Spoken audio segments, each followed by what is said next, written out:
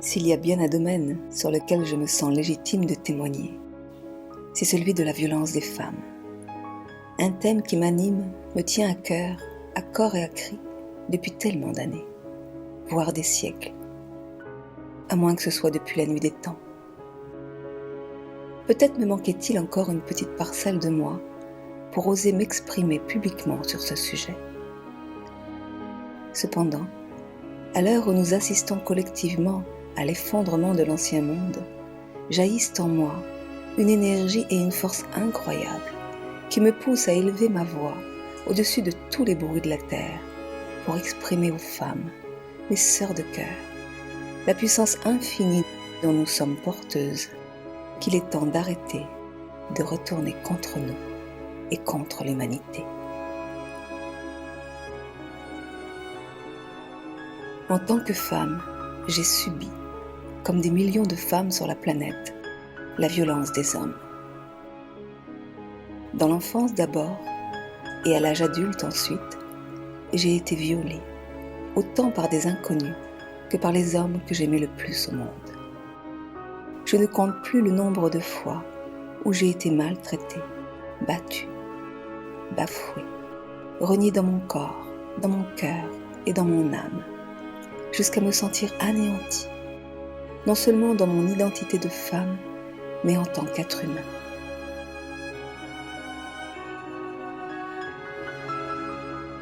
Comme nous tous, hommes et femmes, je porte en moi la mémoire de cette domination masculine qui perdure depuis des millénaires. Et comme nous tous, je l'ai transmise de façon inconsciente à chacun de mes enfants.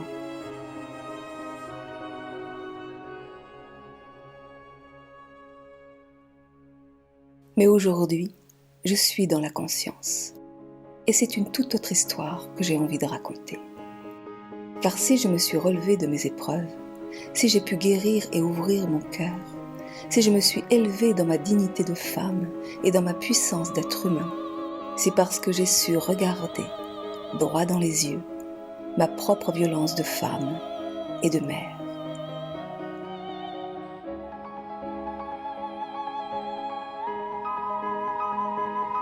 Une violence si sournoise et insidieuse qu'il m'a fallu beaucoup de volonté pour l'identifier.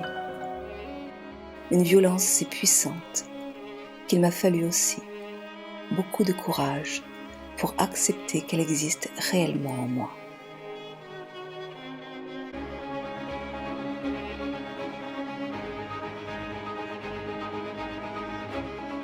Mais dès lors que j'ai reconnu et accueilli pleinement cette part d'ombre, alors la honte d'être une femme, tout d'abord violée et ensuite violente, s'est totalement transmutée en puissance de vie et d'amour.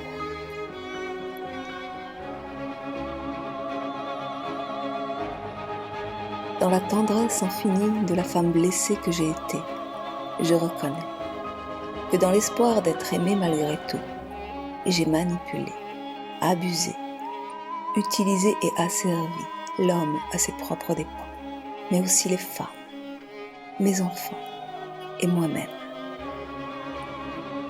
Car la violence est un processus d'emprise relationnelle qui se joue autant avec les autres qu'avec soi-même.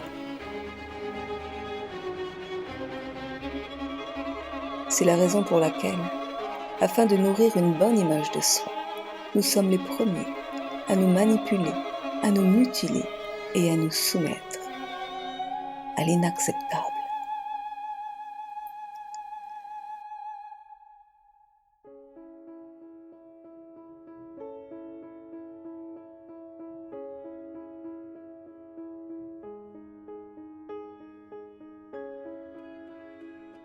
Tant que nous serons confinés dans nos peurs et notre statut de femme victime, nous chargerons l'homme, le bourreau, d'un double tribut.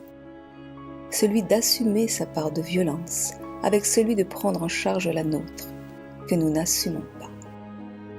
C'est ainsi que depuis des siècles, nous avons affublé les hommes du rôle de dominateur, alors que la seule domination qui préside est celle des apparences. Car de façon insidieuse, et dans l'ombre de leur ignorance, les femmes exercent également leur emprise. La violence prend ses racines dans la peur. Elle est inhérente à l'incarnation de la vie sur Terre et donc à la condition humaine. De ce fait, elle existe de façon égale chez l'homme et chez la femme.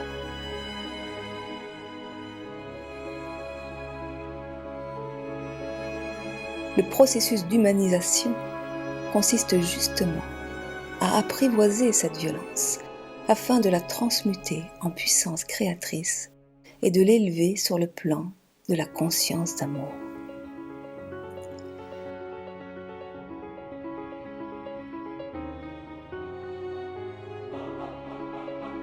Le chaos que nous traversons actuellement nous invite à arrêter les guerres, à nous libérer des vieux schémas, à ouvrir notre cœur et notre conscience, à reprendre notre pouvoir personnel pour unifier nos forces, autant avec nous-mêmes qu'avec les autres.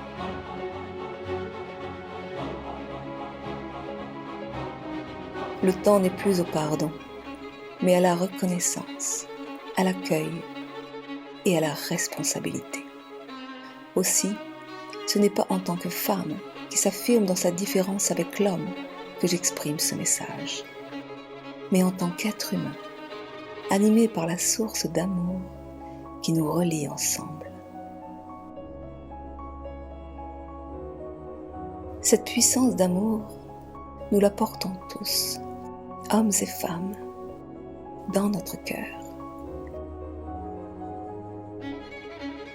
Mais pour la libérer, afin qu'elle s'exprime dans la lumière, il nous faut reconnaître et accueillir de façon inconditionnelle toutes nos ombres, même les plus insupportables.